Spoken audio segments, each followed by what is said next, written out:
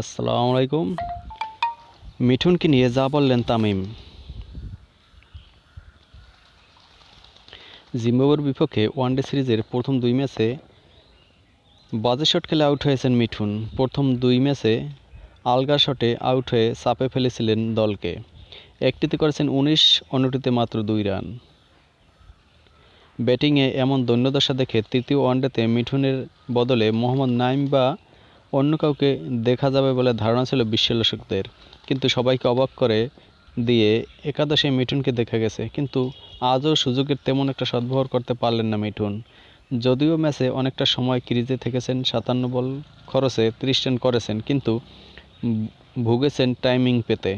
57 বলের ইনিংসে বাউন্ডারি কেবল একটি। তাই মঙ্গলবার তৃতীয় শেষ ওয়ানডে শেষে মিঠুনকে একাদশে কেন রাখা হলো, প্রশ্নটা আরও জোরালো হয়েছে। এর জবাব দিয়েছেন বাংলাদেশ অধিনায়ক তামিম ইকবাল। তামিম বলেন, আমার কাছে মনে হয়েছে সবাইকে সুযোগ দেওয়া উচিত। মিঠুন শেষ 2-3টা ম্যাচে হয়তো খুব একটা ভালো করতে পারেনি, কিন্তু আপনি যদি নিউজিল্যান্ডের কথা মনে করেন, সেখানে যে ম্যাচটা আমাদের জেতা উচিত ছিল, সেটায় ওর সবচেয়ে বড় অবদান ছিল। এরপর তামিম বলেন, আসলে 5 ও 6 নম্বরে আমরা এখনও হয়তো মন মতো কাউকে পাইনি, কিন্তু আমরা সবাইকে সুযোগ দিচ্ছি। আজ সোহানের ইনিংসটা দুর্দান্ত ছিল।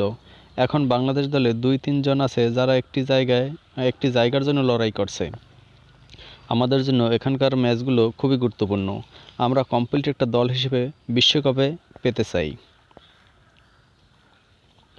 ধন্যবাদ সকলকে।